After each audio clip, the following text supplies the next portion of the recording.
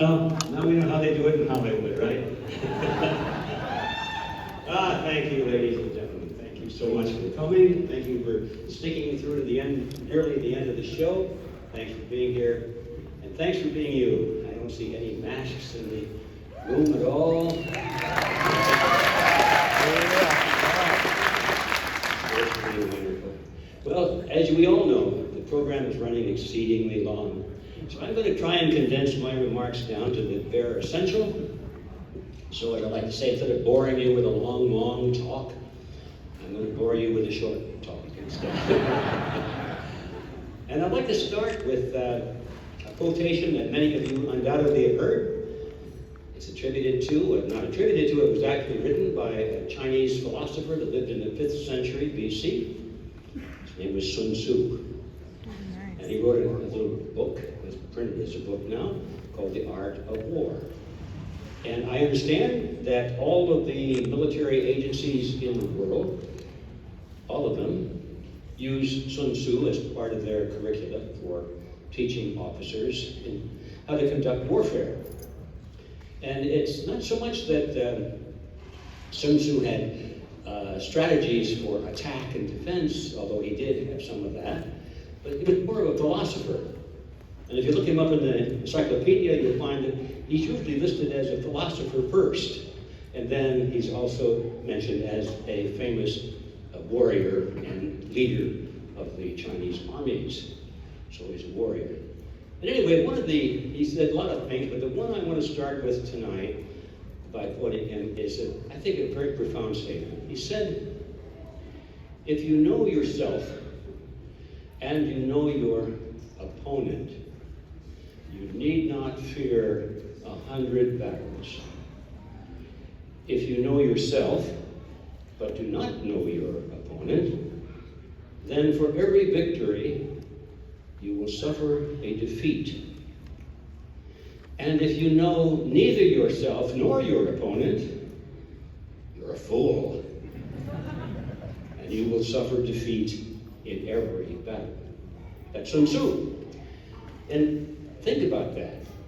Here we are in a battle, literally, for our liberty, our lives, for our civilization, for our families, for our way of life. Everything that's of value to us. We're in a battle, a war. And we have been in this battle for a long time. I didn't realize that when I was born, the battle was already raging, and that goes back a few years. And certainly by the time I went to school, and the indoctrination process was just beginning in those days, I was getting it. I didn't realize it. When I came out of the university side, I thought I walked out into the America of our founding fathers. I believed, as I was told, that we lived in a land of the brave and the free. I was told that we were fighting wars to protect liberty, to protect America. I was told we had to make the world safe for something called democracy. I was told that this was a land of free enterprise and the free market. I was told that this was a land of capitalism. Little did I know that by the time I came out of the university, all of that was history. I didn't know that. It was like an egg that had been hollowed out. The shell was still there. It looked like an egg. It was light, fluffy, nothing but air inside.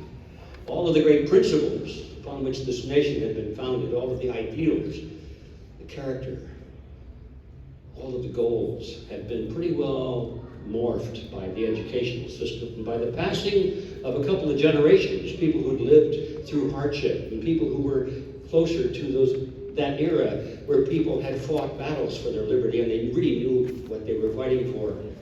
And so I was born into a land of luxury and privilege. And we used to, think, the United States, we'd salute the flag and we'd stand at attention when they played the Star-Spangled Banner, and we'd be filled with pride, as I still am, by the way. I don't mean to denigrate any of that. But what I'm talking is about I had a false image of what was on the other side. Yeah. It's different. It was already different then. Most of the things that we talk about defending today were gone by the time I arrived. It was a harsh discovery, I'll tell you. That was a red pill when I finally was able to see it. And I think of the poor people, even in more recent times, that are out there demonstrating in the Capitol and in front of all the city halls, and they're calling for the overthrow of capitalism. We've got to get rid of capitalism and replace it with socialism. Don't they know capitalism went out with World War I? We haven't had true capitalism, true free markets since then. But we still talk about it. We talk about how we're going to defend capitalism, how we're going to defend freedom. And it's gone. It was gone a long time ago. It was in the process, at least. It's still in the process. Now, having said that, please don't get me wrong. I'm not pessimistic about the future. I'm not pessimistic. I'm not saying it's gone and we can't retrieve it. I'm just saying I'm here to give you a red pill today. This is where we start. To understand and realize the reality of our situation. We're coming in late in the game. And we have to be realistic about that. So I start with Sun Tzu, and he said, first you have to know yourself and your opponent, your enemy. So what do we know about our enemy? Who are they? Who is the enemy? Do we really know? Well, you could take a poll. And some people say, well, the enemy, well, those are the damn Democrats, right? And the others would say, no, it's the damn Republicans. And others would say, well, it's the socialists. Well, it's not the socialists, it's the progressives. Oh, it's the liberal. No. It's the communists. No. It's the Nazis. No. It's the fascists. No. Who is it? We don't know. We give them all these names. We have emotional responses to what they mean. But who can define what any of those words mean? Who can talk to a person for a few minutes and ask them what they believe about this, this, and that, and say, well, that's not a liberal, that's a progressive. No. These are words, they're hollow words, it's that hollow ache. We use words, we think we know what they mean, but all we are doing is responding to emotional stimuli, to what we think those words are either good or bad. Do we like them or don't we like them? So we don't know for sure who our enemy is. At least I didn't at the beginning. I considered myself during those days to be a right-winger. I thought I was on the right wing because all these people I was concerned about were on the left wing, right? They were leftists, they were communists, they were taking over the world, they were horrible people. They were enslaving people, they were mass murdering people, they were taking away the property of people, the rights of people, they were communists, they were lefts. They were lefts. So I had to be a right, on the right, in order to oppose the left, right? Wrong, left, right. I know I got all confused there for a while, but I was on the right wing, you know? And then somewhere in the process, I realized, we were adopting slowly here in America, stage by stage, Congress by Congress, year by year, vote by vote, legislation by legislation, we were gradually changing our system even further toward the very things that we called left. But since we were calling it right, it was okay. It was like fighting World War II. I remember listening to or reading some of the speeches delivered in Congress, especially speeches delivered by the president, calling for what essentially was a totalitarian system in America. Why? Well, because we were fighting totalitarians overseas. We had to get rid of some of our liberties here so that we could fight a war against totalitarians. So we had to become totalitarians in order to fight totalitarians. But they were the other totalitarians, not our totalitarians, and so that was okay. And that idea bothered me for the longest time. I couldn't get used to it. I couldn't absorb it into my logic. So what did I do? What most Americans do. I stopped thinking about it. Simple, but it didn't go away. Kept coming back. Finally I discovered, I won't bore you with those processes, but I started to read some old history for a change. And I discovered that in some of the old books, I mean really old books, 100 years ago, even at the time of before our American Revolution, there were some interesting words that were commonly used that I had never heard before. One of them was collectivism, and the other one was individualism. What the heck is that? Well, it became clear when I started reading those old documents that what we created in America, I shouldn't say we, what our founding fathers created in America was a state, a constitution with for the state that was based on the principles of individualism, which was essentially the idea that the individual was the center of society and that the whole purpose of the state was to protect the rights of the individual. And it even said so in our Declaration of Independence. It said so. I've read the Declaration of Independence many times, but I wasn't really listening. It's right in there. To protect these rights is the function of the state, it said. To protect these rights that were granted to us. Inalienable rights. The purpose of the state was to protect those rights. The rights were individual rights. It said nothing in the Declaration or in the Constitution or any of the Federalist Papers or any of the debates on the floor at the time of the drafting of the Constitution, nothing about the group. It was always the individual having rights. And so I discovered that what we had in this country that we used to call such a great thing was individualism, but they never used the word. Unfortunately, they used the word government. I think that was a mistake, because if somebody said, well, what kind of a government do you want? It's narrowed the debate considerably. That means you want a government, which means you want to be governed. But what if you say, well, wait a minute, I don't like the word. I don't want to be governed. That's not what I want the state to do for me. What if you said, well, wait a minute, the only thing I want the state to do for me, the only reason I give it the power to use force, the only reason I stand still and say I agree to it is to give the state the power to put me in prison or to kill me, if necessary. The only reason I would give the state that power is to protect me. And so I thought that they should have used a different word than government. Instead of saying, what kind of a government do you want? They should have said, what kind of a protectorate do you want? If they'd used the word protectorate, it would have been so much simpler, because it would have communicated with one word that the function of the state is to protect your lives and your liberty. And that's all. That's the only reason you can use force against another human being, is to protect your life and your liberty. And therefore, that's the only thing you can give to the state by voting for some politician to use force for it. He only can derive the power that you yourself have, and that's all you can use force for. Therefore, the state is limited by logic to the defense of life and liberty, period, and discussion. It's not there to educate you, give you home and a job and health care or anything else. It's there to protect your life and your liberty, and period, close the door.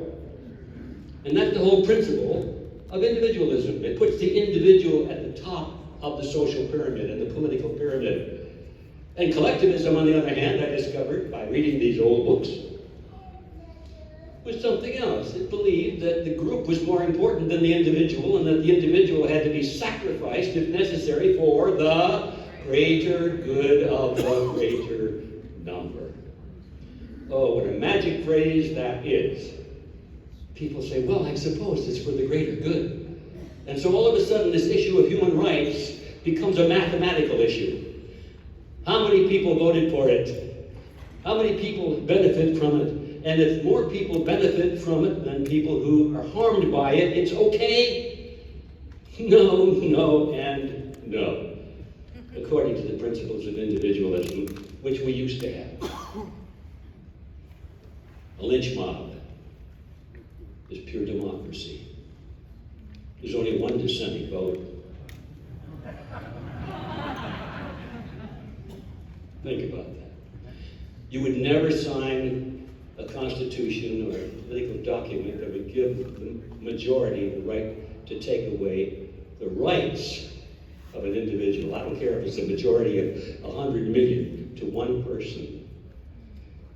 Concept of individualism is that every human being is at the apex of society, and the greatest good of the greater number is achievable only by protecting the individual rights of each person in society. That is the greatest good of the greatest number.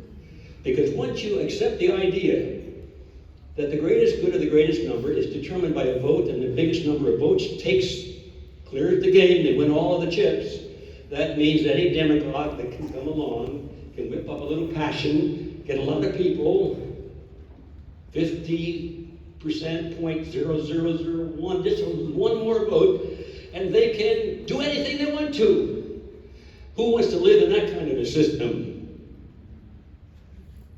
And yet, that is exactly the system we live under today.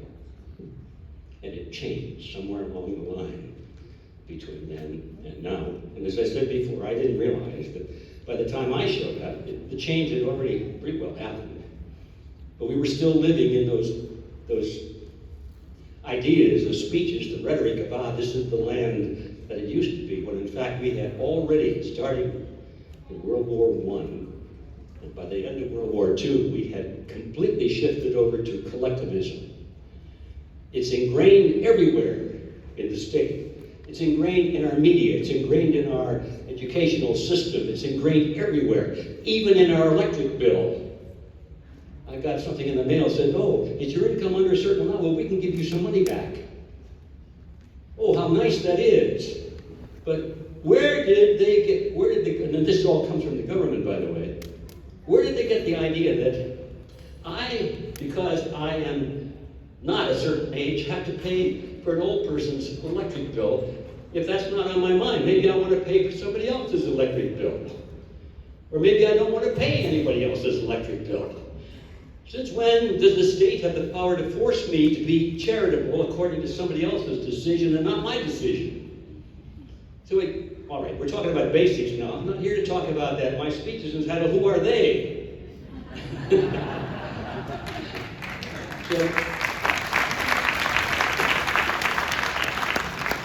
So who are they? Well, the simple way of saying it, they are collectivists.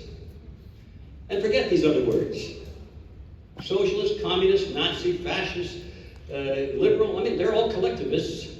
And a lot of people who call themselves conservatives also, if you talk to them, are collectivists. That's right. The only difference is, like, instead of running and jumping off the cliff to their doom quickly, they go off slowly. And say, I'm conservative. How many will stand on principle? They don't even know what the principle is. Of course, I'm not blaming them. I was there. So our job is to teach and to make people aware of these things. And because if they go off the cliff, we're all kind of chained together, and we will be dragged off the cliff with them.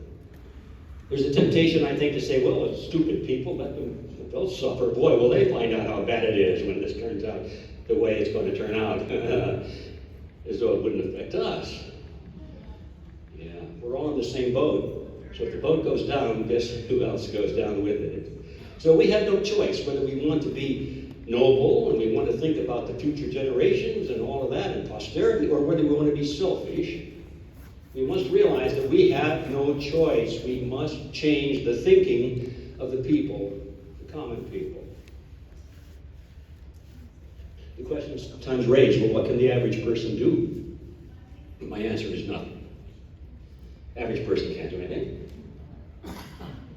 Average person believes everything he sees on television. Average person is too lazy to want to do anything about it. Average person doesn't care. Average person has no curiosity. So if you want to do something about it, the first thing you have to do is stop being average. That's right.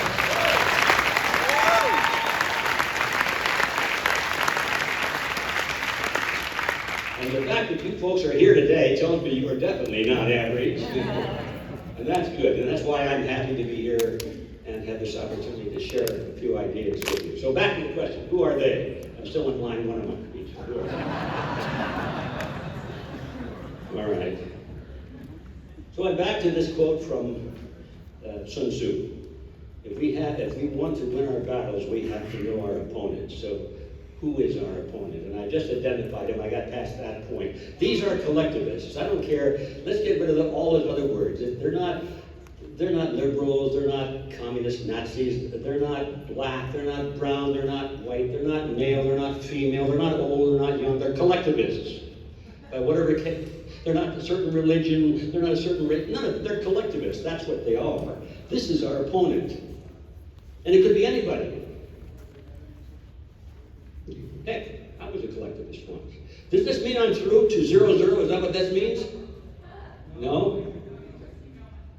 Keep going. I'm going to turn that thing around and face it the other way. All right, I will keep going because I do. But fortunately, from here on, I'm going to move pretty fast because what I want to do primarily is read a few quotations from people who I would say were they. And the reason I'm going to read the quotations is because the principles of collectivism, which are very simple, I already mentioned one of them, and that is that the group is more important than the individual, are kind of academic, they're kind of psychological, they're philosophical.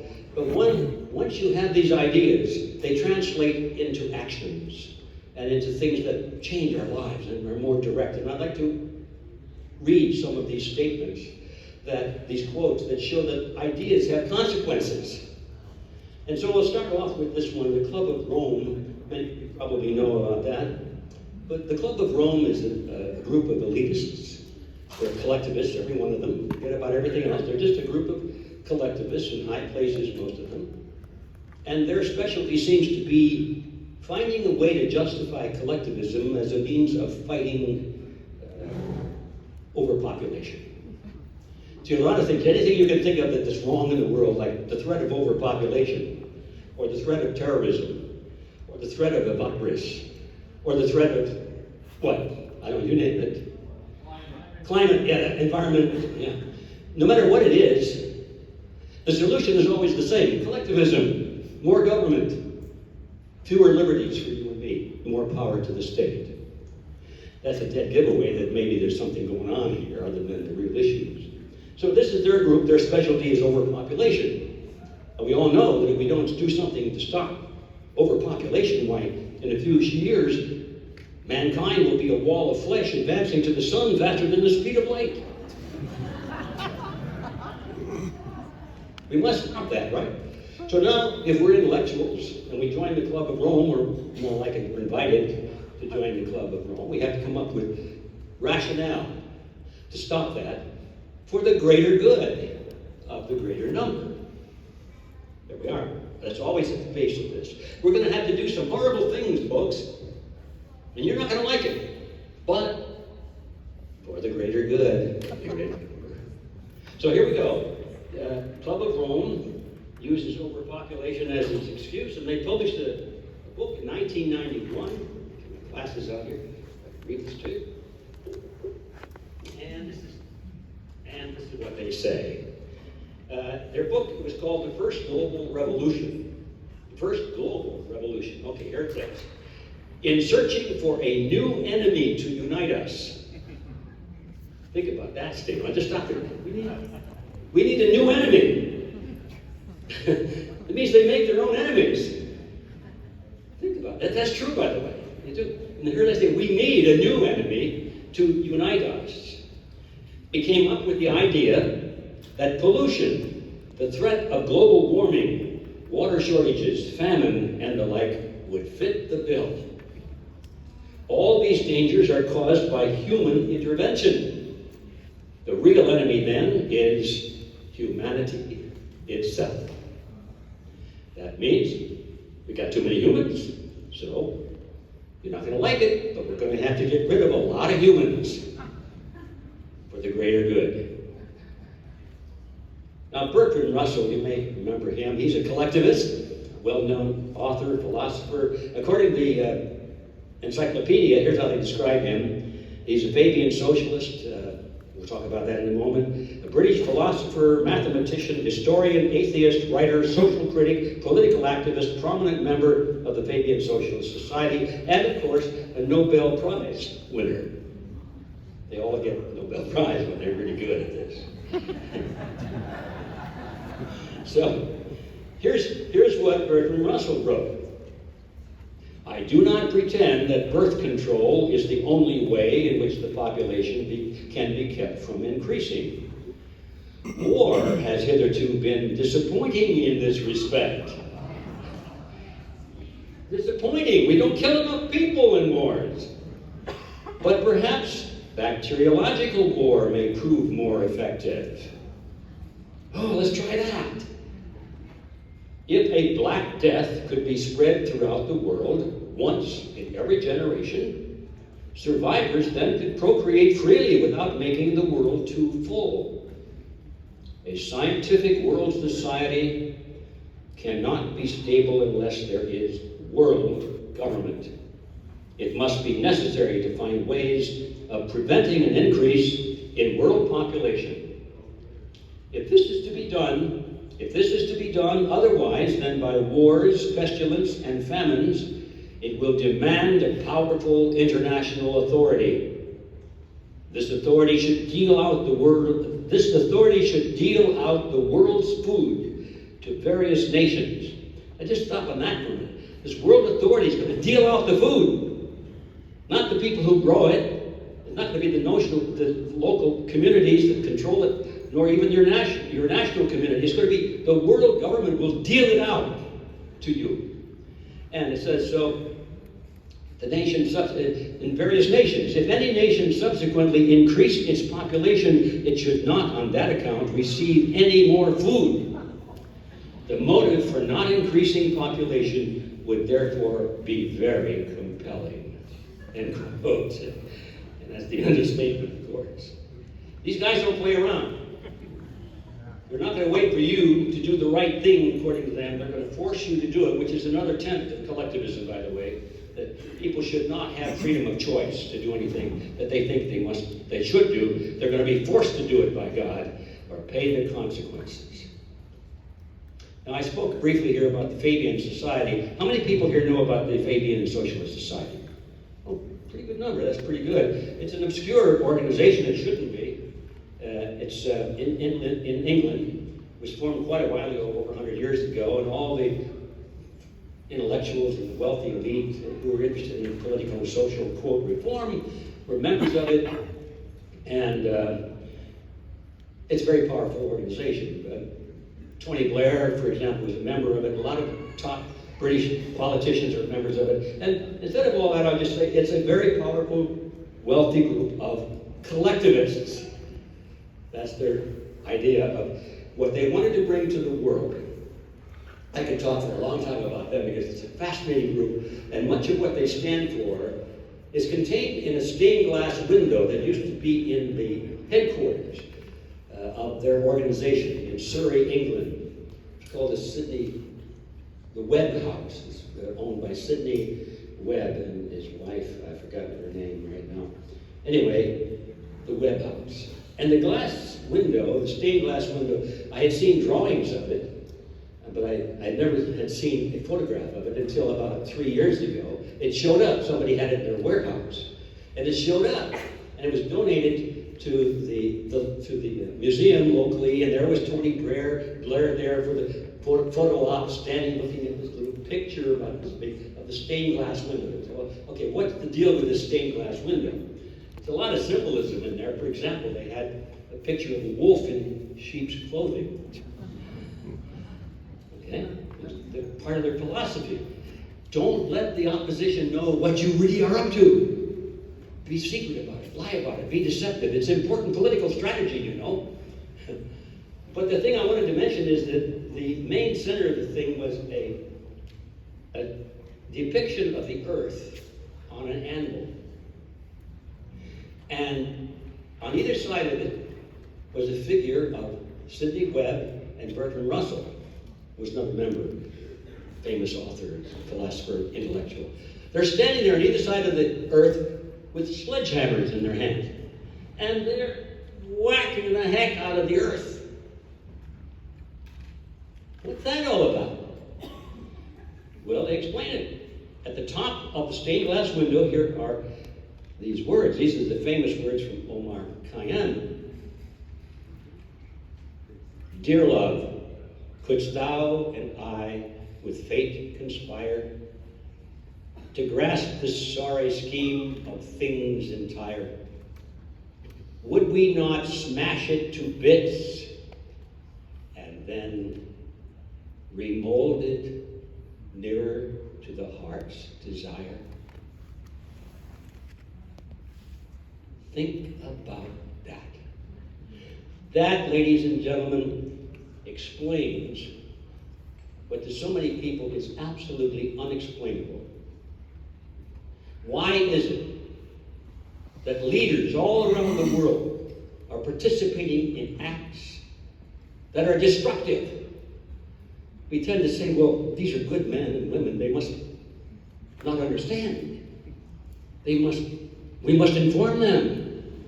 Well, let's send them a letter. Explain it to them. This is not working. Don't you see it's we can't shut down all of the stores and the businesses in America and destroy the economy. It's not going to work well, you know. Why would you have to know that this is not going to work? They know it's not going to work. They are trying to smash it to bits. Yep. So they can remold it closer to the heart's desire, which is what?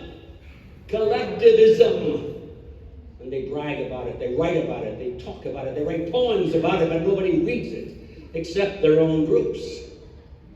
And once we understand that that is the philosophy, not all of these people around the world who are doing it are members of the Fabian Socialist Society, but they all are following that concept.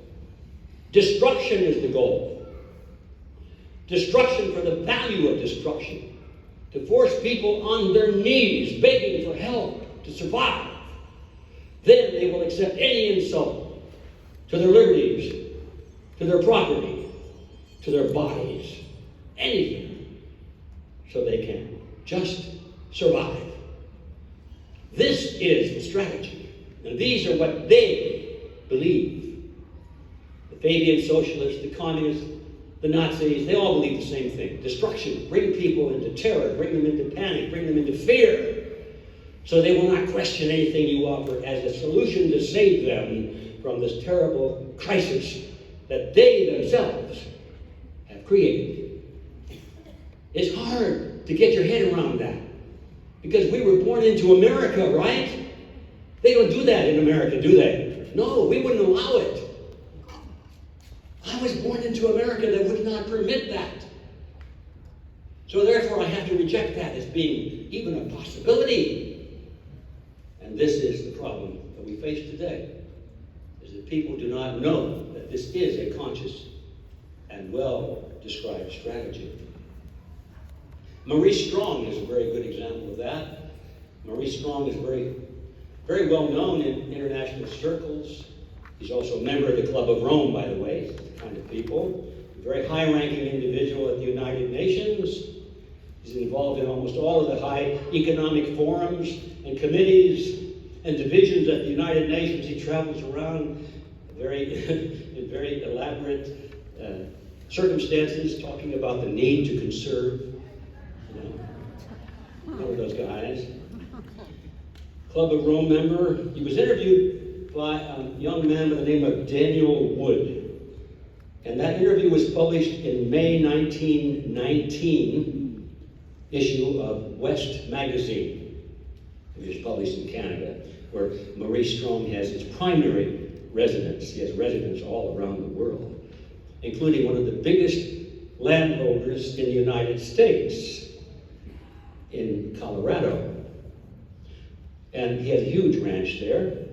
And when Daniel Wood went to interview him, he was invited to spend a week at the ranch of Maurice Strong. So he really had a chance to see everything and observe everything and ask Maurice Strong everything he wanted to. And he wrote this article. Now, this ranch, I have to tell you, was visited regularly by such interesting people as David Rockefeller, Secretary of State Henry Kissinger, founder of the World Bank, that was Robert McNamara, and presidents of such organizations as IBM, Pan Am Airlines, Harvard University, etc. All right, this is the ranch. And so now here we go back to this article that David wrote. And in that article, he explained that Mr. Strong was describing to him an idea for a book that he was writing to express to the world through the form of a novel what he really believed. But instead of just writing an essay on it, he said, I'll put it into a novel. So now as I read this article or passage of it, keep in mind the present crumbling economic situation in the world today that was created, for the most part, by deliberate political action. Okay, here we go. Each year, he explains as background to the telling of the novel's plot, the World Economic Forum convenes in Davos, Switzerland. Over 1,000 CEOs, prime ministers, and leading academics gather in February to attend meetings and set economic agendas for the year ahead. Which all of us, of course, is true. That's reality. So that's the background. And then he says, and I'm quoting from the author of the article, quote, what if a group of these world leaders were to conclude that the principal risk to the earth comes from the actions of the rich nations? And if the world is to survive, those rich nations would have to sign an agreement reducing their impact on the environment. Will they do it? The group's conclusion is no.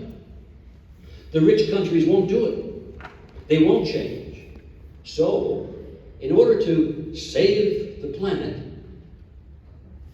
the greater good, right? In order to save the planet, the group decides, isn't the only hope for the planet that the industrialized civilizations collapse? Isn't it our responsibility to bring that about? This group of world leaders, he continues, form a secret society to bring about an economic collapse. I sit there spellbound. This is not any storyteller talking. This is Maurice Strong. He knows these world leaders. He is, in fact, co-chairman of the Council of the World Economic Forum. He sits at the fulcrum of power. He is in a position to do it. I probably shouldn't be saying these things, he says. And just let that sink in for a minute.